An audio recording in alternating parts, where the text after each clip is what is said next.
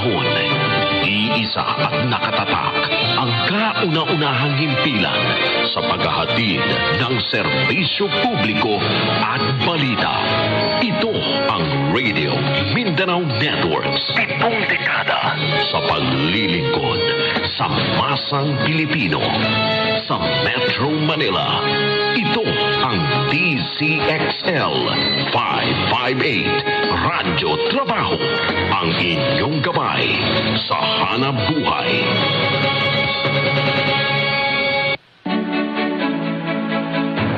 Magandang araw po sa inyong lahat. Ang ebanghelyo po natin ngayong araw na ito ay tungkol sa pagiging handa. Ang Panginoon po ay nagpaalala kung paano daw nung panahon ni Noah, bago sila pumanik sa arko, ang mga tao ay wala lang.